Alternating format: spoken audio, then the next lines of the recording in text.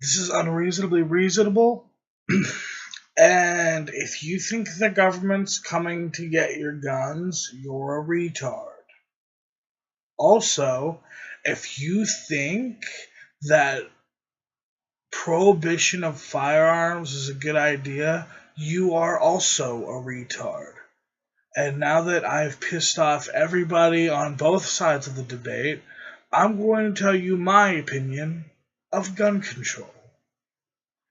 The simple fact of the matter is that even if you want, and I'm not saying that it's necessarily a bad idea or a negative thing, but if you want guns to be prohibited, well, you just haven't thought it through. Because here's the thing, no matter how would you implement that type of gun control in America? Number one, America is huge and we have a lot of guns, more guns than people. It's a fact.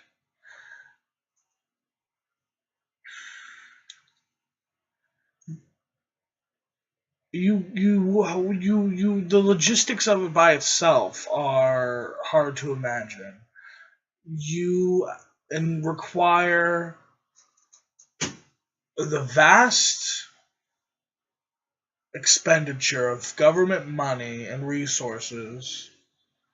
There are going to be people who are going to fight back. And then you're creating a black market for firearms. So the people who are actually doing real crime with weapons, they're just going to buy black market firearms instead. A lot of them already do. Maybe not most, but a lot. So you tell me how taking the weapons out of law-abiding citizens is going to stem this issue. It's not. Just not going to happen. So, the simple fact of the matter is that total prohibition of firearms cannot work, and it will not work. Now, that being said, that doesn't mean you can't have reasonable gun control laws, background checks for people who might have shady pasts or might not be mentally stable enough to have a weapon.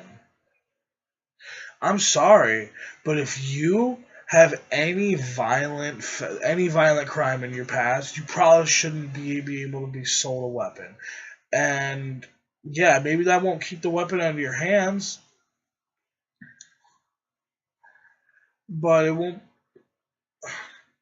will hopefully be a deterrent for one extra level of deterrent for whoever might want to do that.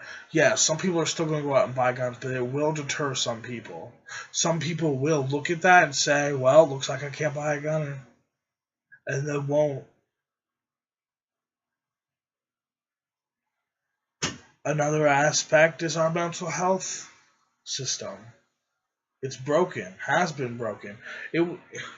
To say it's broken is a misnomer because it never worked in the first place. To be broken, it must have worked at one point, and it never has. Because our understanding of how the mind works has exploded in the past 20 years. We know so much more about how the human brains work than we ever have. So, obviously, we need to completely reform mental health care because our understanding of mental health has completely changed. And if we continue to ignore these problems, more things like the Newtown massacre and the Aurora theater shooting, these things are just going to continue to happen. People are going to continue to die until we can look our problems in the eye, accept that they're there, and do something about it. Instead of just pussyfooting around like a bunch of assholes. Another aspect of this, of course, the drug war. The simple fact of the matter, once again, is that if you're going to make a huge portion of your citizenry criminals by default for engaging in a harmless activity, then obviously there's going to be more crime. By making more people into criminals, there is by default going to be more crime. Obviously. Not only that, by creating once again another black market, there's going to be people who are going to want to control that black market, and people get killed in this gang violence. And if you legalize all drugs, not just weed, not just psychedelics, all drugs. If you legalize all drugs and then regulate and tax the shit out of them, you will delete gang violence. It won't be a factor anymore. Our violent crime rate will drop dramatically.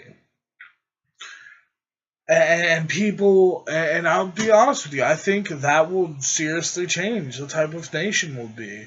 I think that would seriously fix a lot of our problems if we just admitted to ourselves that the past 30, 40 years have been us chasing this, if you'll excuse the pun, pipe dream that is the drug war.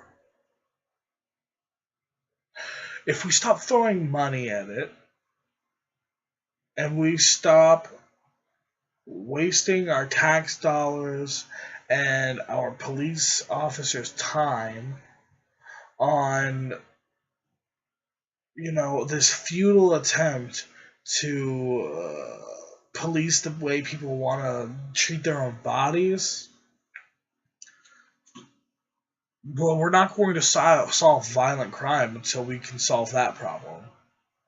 Same thing goes for mental health. We're not going to solve our problems with violent crime until we confront what causes them. And it's not guns.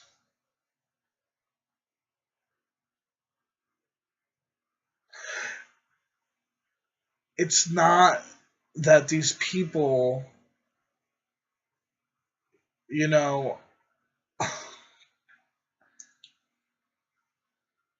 people are going to kill each other if they have guns or not. But I think it's still better to keep them out of, at least try to keep them out of the hands of people who are going to do immediate harm. And I think that if we continue to sit there and just dick around with these issues that are hurting Americans, we got all up in arms about Ebola before the fucking midterm election. Oh, I wonder where that all went, right? Ebola's killed how many Americans? 1, 2, what? I don't know. How many Americans have died of guns in the past year? 10 years. More than 1 or 2. How many people have been caught in the crossfire between gang violence?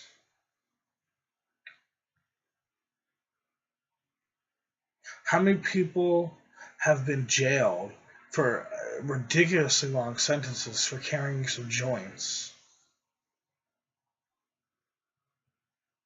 How many people go around their everyday lives with a mental illness undiagnosed? It's ludicrous, America, and you need to wake the fuck up and realize it. I'm unreasonably reasonable. If you like this video, subscribe. If you didn't like this video, you can fuck off.